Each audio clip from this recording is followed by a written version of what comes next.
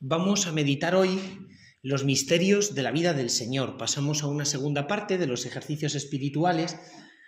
Ya han finalizado estas consideraciones introductorias, iniciales sobre el pecado, y ahora vamos a ver los misterios de la vida del Señor, comenzando por la encarnación. Y realizando aquí una súplica al Señor, que es la típica que pone San Ignacio cuando nos pide que meditemos sobre los misterios de la vida de Cristo. Dice, hay que pedir mayor conocimiento interno de Cristo, en este caso, que por nosotros se ha hecho hombre, para que más le amemos y le sigamos. Mayor conocimiento interno de Cristo, que por nosotros se ha hecho hombre, para que más le amemos y le sigamos. ¿Qué significa el conocimiento interno? Es una expresión muy ignaciana y que tiene que ver con gustar a Dios. Santo Tomás de Aquino distingue dos tipos de conocimiento: un conocimiento adquirido, que obtenemos gracias a nuestro esfuerzo. Me voy a poner a estudiar y a leer libros, o venga, ánimo, con los exámenes y con todo. Y luego hay otro conocimiento que Santo Tomás llama conocimiento por connaturalidad. Fijaos, hace poquito en el seminario, reforestando árboles y tal, pues me comentaba, ¿no? Alguien muy entendido: aquí podemos plantar esto de esta forma. Y yo le decía, sí, exactamente, hay que hacerlo así y asá. El que me lo decía es un gran científico, conoce mucho el tema de los árboles. Yo no conozco ni siquiera sus nombres. Pero como en mi casa son agricultores, pues conocimiento por connaturalidad. He plantado muchos árboles, sé cómo va, cuándo se puede plantar, cuándo no, cuándo un árbol te está pidiendo poda, cuándo no te la está pidiendo. No tengo ni idea, pero por connaturalidad lo sé. Entonces, ¿qué significa el conocimiento interno de Cristo? No es el conocimiento de sé un montón de cosas de Jesús porque he estudiado teología, no, es el conocimiento sabroso. El tener experiencia de Dios, conocimiento por connaturalidad. Difícilmente en esta meditación sobre la encarnación de Jesús vas a escuchar cosas que nunca hayas escuchado. Pero sin embargo, le vamos a pedir al Señor ese conocimiento interno suyo, de su corazón, de sus sentimientos. Consiste en que nos vamos a hacer tan pequeños que vamos a entrar por la herida del costado de Jesús derechos hacia dentro de su corazón. Fijaos que conocimiento externo de Jesús es el que tenía Judas. Conocía su cara, el color de sus ojos, su altura, su plato favorito, a qué hora se levantaba Jesús, a qué hora se acostaba, todo, lo conocía todo externamente de su vida. Pero no había un conocimiento interno de Cristo, porque no había una experiencia de Dios que nos lo da la amistad, la comunión con Él. Bueno, pues esto le vamos a pedir al Señor. Fijaos que San Ignacio establece un preámbulo para esta meditación y es una composición de lugar mirando al mundo como Dios lo mira. Esta es la fe. O sea, la fe no es simplemente creer una serie de verdades. Creo en la Trinidad, creo en la divinidad de Jesús, creo en que la Biblia es palabra de Dios. Sí, es creer una serie de proposiciones. Pero también la fe es compartir la mirada que Dios tiene sobre el mundo. O sea, ¿cómo mira Dios al mundo? Pero también, ¿cómo me mira Dios a mí? O sea, yo está claro cómo me veo, como un desastre, pero ¿cómo me mira Dios a mí? Me mira con tanta ternura, con tanto cariño. Entonces, la fe es compartir la mirada que Dios tiene sobre el mundo y Dios tiene también sobre mi propia vida. Y este es el preámbulo en el cual insiste San Ignacio.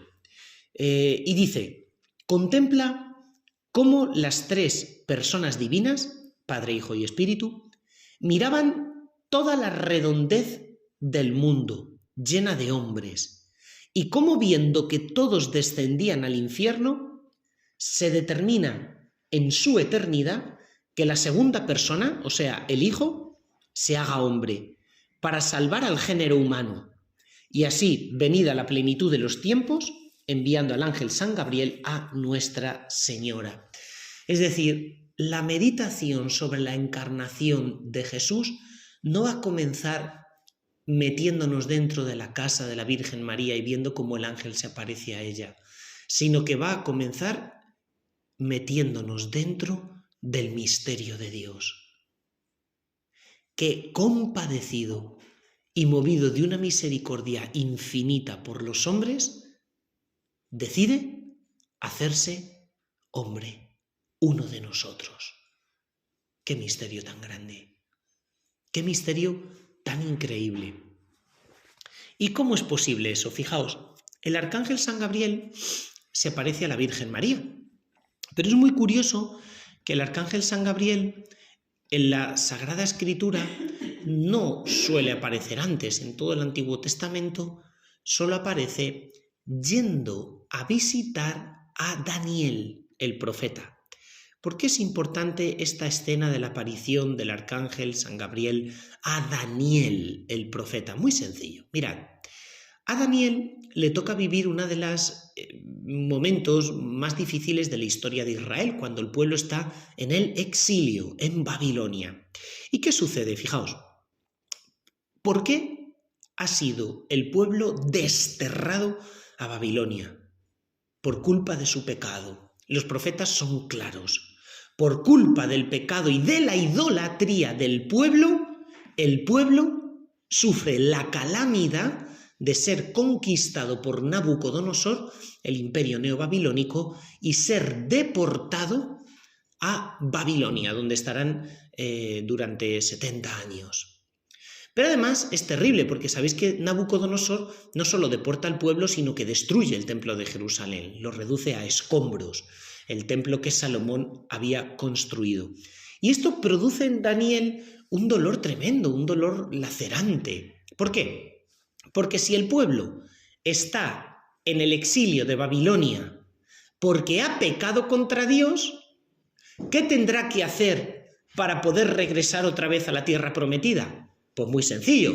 Si estás en el exilio porque has pecado, tendrás que expiar tu pecado, redimir tu pecado y tu culpa. Ahora, ¿cómo se redimía el pecado y la culpa? ¿Cómo se expiaba el pecado y la culpa en el Antiguo Testamento? Si vas al libro del Levítico te lo explica muy claramente, a través del sistema cultual y sacrificial del templo de Jerusalén. Pero si resulta que no tienes templo porque el templo ha sido destruido, ¿qué te pasa? La situación más desesperante que alguien pueda imaginar. Un infierno en la tierra. Tienes pecado y no hay forma de que puedas redimirte ni salvarte de tu pecado. Estás en el fondo de un pozo y la única soga que te puede tirar fuera, sacar fuera, resulta que se ha caído dentro y la tienes tú en la mano. Así está el profeta Daniel. Hasta tal punto que en el libro de Daniel la oración del profeta es la más desesperada de todo el Antiguo Testamento. No tenemos ni profetas, ni sacerdotes, ni templo, ni un altar donde ofrecerte holocaustos. Le dice a Dios. Es decir, no tenemos nada. Estamos en pecado, hemos caído. A causa de nuestro pecado estamos sufriendo este exilio, este destierro. Y es que no podemos hacer nada para volver. Y entonces, como no tiene sacrificio, después de las palabras más desgarradoras de todo el Antiguo Testamento, viene la oración más bonita.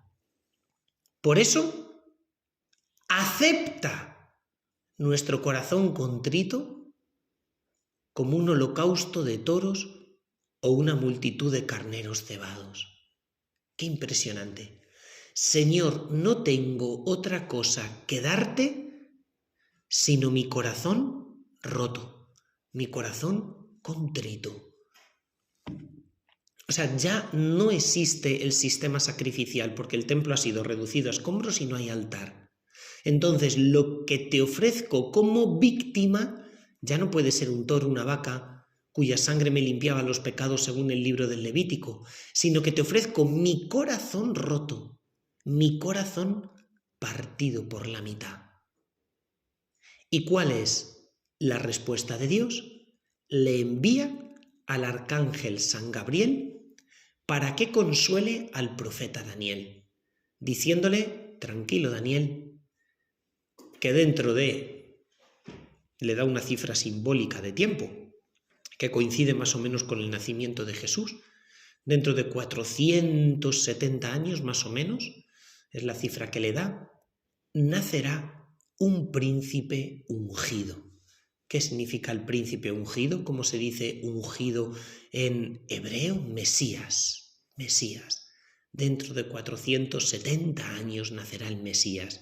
Fijaos, el don más grande del amor y de la misericordia de Dios, que es el envío del Mesías, es la respuesta a la oración de Daniel. Acepta, Señor, mi corazón contrito y mi espíritu humilde. ¿Por qué? Pues porque a Dios se le conquista por la humildad. Pensad ahora en este preámbulo de San Ignacio de Loyola. Contemplad cómo Dios está mirando al mundo y viendo a los hombres en pecado, y viendo las lágrimas nuestras, que le están diciendo: Jesús, necesito quien me abrace con la misericordia. Necesito quien me redima de este pecado, porque me encuentro en el fondo de un agujero, de un pozo, y nadie me puede salvar si no eres tú. Hay un concepto de la psicología moderna falsísimo y terribilísimo: autoayuda. Autoayuda. ¿Qué es la autoayuda sino una especie de autorredención? Si el hombre no se puede salvar a sí mismo, ¿cuál era la tentación de Jesús en la cruz? Hasta 3 veces los que están en torno a él le dicen: sálvate a ti mismo. Y es la tentación del hombre moderno, de la cultura contemporánea, que a través del yoga, las técnicas de espiritualidad oriental, el mindfulness, la autoayuda y terapias de todos los colores y sabores, intenta redimir y salvar al hombre cuando eso es imposible. Porque si el hombre está en el fondo de un agujero y de un pozo, solo una cuerda que te viene de fuera te puede salvar. Y no simplemente tiene que venir la cuerda de fuera, sino que tiene que venir desde lo alto a lo bajo, donde yo me encuentro. O sea, solo el cielo, tirándose de cabeza a la tierra, puede salvarme. A alguien que está a punto de ahogarse, solo un flotador que le viene de arriba puede salvarle. Y Daniel lo tenía claro. Por eso considera su pecado, su culpa, y rompe su corazón delante de Dios. Igual que María rompió ese frasco de perfume delante de Jesús, derramándose a sus pies, también el profeta Daniel rompe el corazón y lo derrama delante de Dios. ¿Y cómo reacciona Dios? Con ternura, con misericordia, se tira del cielo a la tierra para salvarte. Por eso tu oración en esta mañana es: Señor, que me ahogo, ven a salvarme. Acepta mi corazón humilde, mi espíritu contrito. Mi espíritu contrito. Y entonces Dios se encarna, porque desea restaurar esa comunión o alianza conmigo. El pueblo de Israel tenía una alianza nupcial con Dios. El Sinaí, según los profetas, fue una alianza nupcial. Dios es el esposo y el pueblo la esposa. Así lo interpreta el capítulo 2 de Jeremías, capítulo 16 de Ezequiel, 3 capítulos del libro de Oseas, Isaías a partir del capítulo 50, todo el Cantar de los Cantares. En el Antiguo Testamento está repleto de la alianza nupcial de Dios con su pueblo. Dios ama a su pueblo como el esposo a su esposa, pero la esposa ha sido infiel. Yo, su pueblo, yo he sido infiel a mi alianza nupcial. Y el Señor que desea en esta mañana, con su misericordia, venir a rescatarme para levantar a su esposa el alma del barro del suelo.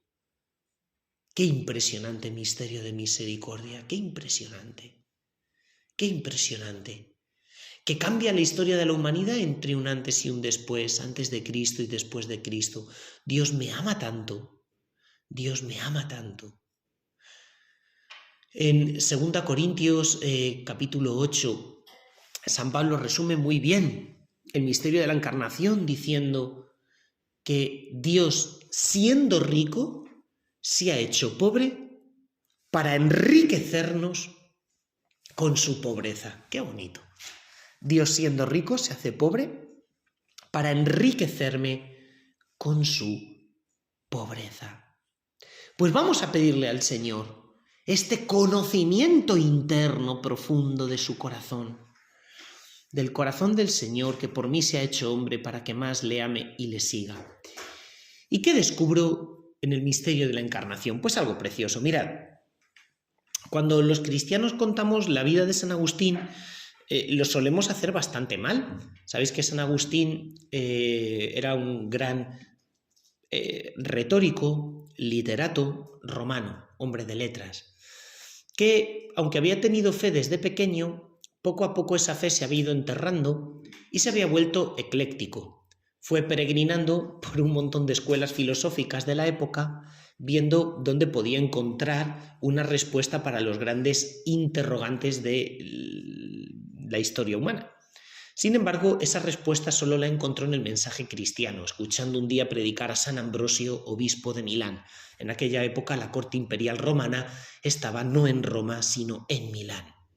Y generalmente solemos decir que San Agustín había sido durante años de su vida ateo. No. De hecho, en las confesiones él dice que jamás dudó de que Dios existiera nunca. Es curioso. Incluso una cosa más, dice, jamás dudé que Dios existiera. Tampoco dudé, fijaos un paso más, de que Dios era amor. ¿Cómo? Pues sí, si Dios existe y Dios es el conjunto de todas las perfecciones, necesariamente Dios tiene que ser amor, tiene que ser bueno, no va a ser algo malo. Entonces, con una buena lógica filosófica, si Dios existe, no necesito la fe, mucha fe, para creer que, si al menos existe, tiene que ser un compendio de todas las perfecciones, tiene que ser bueno y, en cierto sentido, benévolo, tiene que amar a los hombres. Bueno, pues San Agustín decía, jamás dudé de que Dios existía ni de que Dios era amor. Pero, continúa en las confesiones diciendo, lo que jamás me pude imaginar antes de ser cristiano es que Dios se preocupara por mí. Esta es la clave. Vamos a dar este tercer paso. ¿Creemos en Dios? Sí. ¿Creemos que Dios es amor? Sí. ¿Creo que Dios se preocupa por mí? Es que esta es la encarnación. Este es el conocimiento interno de Cristo que le estamos pidiendo a San Ignacio. Dios se preocupa por mí. Dios se preocupa por mí. Me quiere tanto que mi situación de indigencia conmueve a Dios. Conmueve a Dios. Y a través de los escalones de la misericordia pone su pie en el suelo. Pone su pie en el suelo. ¿Y qué lugar escoge para encarnarse? El más pequeño. Durante un tiempo estuve viviendo en Israel para estudiar Biblia. Pasaba temporadas allí. Y entonces un día estaba rezando en Nazaret y delante de la gruta de la Virgen María, donde el arcángel se pareció a la Virgen, que hoy día se conserva. En los años 30 el padre Bagatti, gran arqueólogo franciscano, excavó todo y llegó a la certeza arqueológica de que ese era el lugar venerado por los primeros judeocristianos y que por tanto existe evidencia arqueológica de culto en esa casa específica de Nazaret y que por tanto algo especial pasó ahí. Efectivamente, los diversos estratos arqueológicos revelan que el culto cristiano en Nazaret siempre ha estado sobre esa casa, casa que se desenterró, que hoy día se puede visitar y que es una casa, para hacernos nuestra composición de lugar, como pide San Ignacio, es una casa medio excavada en roca, medio rupestre, medio exenta, como era normal en aquella época. Se siguen excavando casas en el Nazaret del siglo I.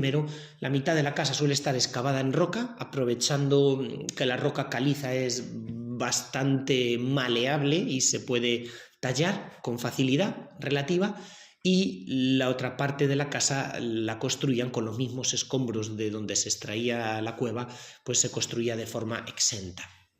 Entonces estaba yo rezando sentado en el suelo como un indio en la casa donde se apareció el arcángel a la Virgen María, y estaba sentado en el suelo delante del sagrario, y en esto que llega un chico con su hermana, unos 15 años, pantalón corto y chancletas. O sea, no era la moda más apropiada para acercarte a un lugar sagrado. Y encima comiendo una manzana a bocado limpio. Con lo cual yo intuí que no tenían que ser muy cristianos, o si lo eran, estaban perdidísimos. Se sienta a mi lado y el muchacho me empieza a mirar como si estuviera viendo un bicho raro.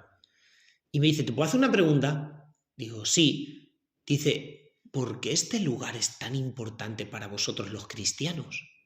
Efectivamente, había oleadas de gente yendo a visitar un cacho cueva.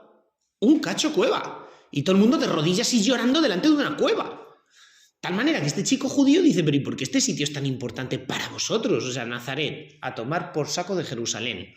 Encima, una cueva. Es que no entiendo nada. ¿La gente viene a ver una cueva? Y en ese momento yo le dije, bueno, ¿tú crees en Dios? Sí. ¿Que creó el mundo? Sí. ¿Que liberó a Israel de Egipto? Sí. Digo, pues bueno, el Dios que hizo todo eso se hizo hombre justo en este sitio. Y dice, ¿qué? Digo, sí, es lo que creemos. Hasta luego. O sea, es que es increíble. ¿Qué le sorprendía a este chico? Que el mayor evento de la historia de la humanidad había tenido lugar en un sitio tremendamente humilde. A Dios le conmueve la humildad. Dios es humilde. Dios es humilde. Y a Dios le conmueve la humildad. El evento que cambió la historia del mundo en el lugar más humilde y más sencillo, en una cuevecita. ¿Qué significa que a Dios le encanta la humildad? Uy, que tenemos que corregir planteamientos. Si yo estuviera en un monasterio más grande, con una vida espiritual más apabullante, más vibrante y más... Pues a Dios le encanta la humildad. O sea, Dios me puede regalar sus mayores tesoros. Dios puede abrir el cielo derramándolo sobre la tierra en mi casa, cuidando de una persona mayor y enferma, porque ahora mismo me está tocando llevar esto. En este trabajo tan sencillo, que estoy barriendo, fregando estas cosas. O sea, Dios rompe siempre nuestros esquemas y hasta se encuentra con nosotros cuando nosotros ni siquiera lo esperamos. Pensad en la Madre Teresa de Calcuta, esta buena mujer que se encuentra con Dios de camino en tren a sus ejercicios espirituales. No sabemos lo que Dios le dijo en los ejercicios espirituales, probablemente no mucho, pero el crucifijo le habló para pedirle que fundara las misioneras de la caridad. El crucifijo le habló estando ella subida en un tren camino a hacer los ejercicios espirituales, en un momento que yo estoy seguro que cuando ella compró el billete de tren no pensó que ese viaje en tren iba a marcar un antes y un después en su vida. Igual que cuando nosotros nos subimos a un coche no pensamos que el trayecto vaya a suponer un antes y un después en nuestra vida. O sea, nos damos cuenta cómo Dios prefiere lo humilde, lo sencillo, lo que está escondido. Lo que está escondido. Tremendo, tremendo. ahí actúa Dios. Ahí baja por los escalones de la misericordia y de la vida oculta. Pues vamos a leer este texto de San Lucas, meditándolo despacio. Primera palabra del ángel a María: Jaire, María, alégrate, alégrate. Ese alégrate es un saludo muy especial, porque es una invitación a la alegría, un contexto de alegría. Podemos leer Zacarías capítulo 9, versículo 9. La alegría era el signo indicativo de los tiempos mesiánicos. Y efectivamente, nada da más alegría ni más felicidad que el sentir el amor infinito de Dios. También el ángel a los pastores. La noche de Belén dice: os anuncio una gran alegría. Una gran alegría. En las letanías a la Virgen decimos: María, causa de nuestra alegría. ¿De qué proviene la alegría? Del amor infinito de Dios. Fijaos, aquí hay una mentira que el mundo generalmente echa. Para el mundo la alegría depende de las circunstancias. O sea, somos felices porque coinciden fundamentalmente tres circunstancias favorables en nuestra vida. Tenemos salud, tenemos trabajo, lo cual equivale a condiciones económicas aceptables, y tenemos amor, o lo que se podría llamar familia. Generalmente cualquier cosa que nos hace sufrir suele ser por la carencia de uno de estos elementos. Porque tengo problemas en mi relación con la persona a la que quiero, porque estoy sufriendo un problema económico, o bien porque puedo tener lo otro muy bien, pero tengo un problema gordo de salud. Entonces, amor, trabajo y dinero. Estas tres circunstancias son como los tres planetas que se alinean en la vida de las personas para generar lo que podríamos llamar felicidad. Ahora, ¿qué pasa? Que si la felicidad depende de esas tres circunstancias, nunca vamos a ser felices. Nunca es nunca. ¿Por qué?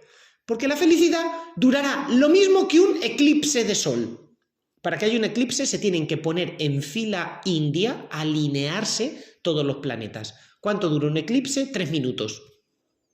Entonces, la felicidad me va a durar 3 minutos. Y el día que la tenga, no la voy a disfrutar porque voy a estar viviendo con el miedo, el agobio y la ansiedad de que la puedo perder en cualquier momento. Porque la salud, el dinero, el amor, pues es que todo es más frágil que un vaso de porcelana. Mírame y no me toques. Sin embargo, ¿qué aprendemos en este anuncio del ángel Gabriel a la Virgen María con este alégrate? Que la felicidad no es fruto de las circunstancias, sino que es un don sobrenatural de Dios. Y si es sobrenatural significa que no viene de lo natural, de las circunstancias. Me puede faltar la salud y ser feliz a más no poder. Me puede faltar el cariño de algunas personas de al lado y ser feliz a más no poder. Porque dice Santo Tomás Moro que no hay tristeza en la tierra que el cielo no pueda llenar. No hay tristeza en la tierra que el cielo no pueda llenar. Y te lo dice Santo Tomás Moro, que por ser cristiano le confiscaron todas sus posesiones, le quitaron su cargo, que era ministro de Finanzas del Reino Unido, y el más importante en la época de Enrique VIII, que por defender la moral católica le privaron de la vida, le cortaron la cabeza, y estando en la cárcel, privado de toda la vida feliz que él tenía antes, decía: no hay tristeza en esta tierra que el cielo no pueda llenar. Porque el cielo te llena. Y la felicidad no depende de las circunstancias. ¿Cuándo nos creeremos esto? Yo es que estaría más feliz en otro lugar. A ver, yo es que he tenido momentos más felices, pero claro, desde que mi superiora me propuso esto y tal, ya no tanto, ya mira, no. Es que, ¿veis? No nos terminamos de creer que Dios me pueda hacer feliz. Infinitamente, aquí y ahora. Y siempre sueño con lo que creo que se tendría que producir, es decir, circunstancias, para que yo fuera feliz. ¡Qué engaño del demonio! ¡Qué engaño del demonio! ¡Qué engaño! ¡Qué engaño! Porque Dios te quiere infinitamente feliz. Dios te quiere feliz. Pues este es el misterio de la encarnación, esta gran alegría. Y le dice el ángel a María, no temas, no temas. No temas, Dios está contigo. ¿Qué es lo que a ti te hace temer? No hay nada. Esto lo hablaba el otro día una persona que sabe mucho de esto. Dice, mira, lo que más bloquea la acción de Dios en la vida espiritual no es tanto tu pecado cuanto tus miedos y tus complejos. Te bloquean en la vida espiritual. Por eso siempre la frase más repetida de Jesús en los evangelios es Gregoreite, vigilad, ya os expliqué en una meditación por qué, y ahora en esta mefobeite, no tengáis miedo, no temas. ¿Por qué temes? ¿A qué temes? ¿Tu incapacidad? ¿El que crees que no vas a ser capaz de algo? ¿Tu propio pecado? ¿Tu propia pobreza? Si Dios viene a restaurarte y lo que Dios restaura se revaloriza. Hay una técnica, esto es una técnica japonesa, es que no me acuerdo cómo se llamaba y no quiero hacer el ridículo porque no me acuerdo de la palabra en japonés, el kintsugi, no me acuerdo cómo era, lo tengo por ahí apuntado. Bueno, pues es una técnica japonesa muy curiosa para restaurar objetos. Cuando un jarrón de estos de porcelana japonesa, china, de gran valor, se rompe, la calidad de la porcelana es buenísima y las pinturas decorativas de esa porcelana también lo son. Entonces, se ha roto, venga, a la basura. No.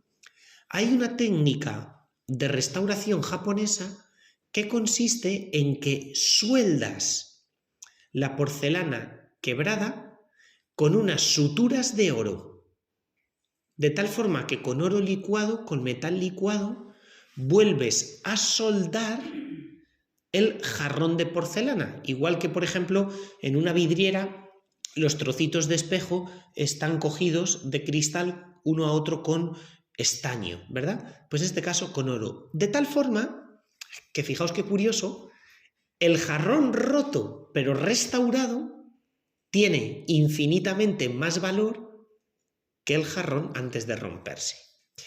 ¿Por qué esto es tan interesante? Porque nos hace vivir con una esperanza.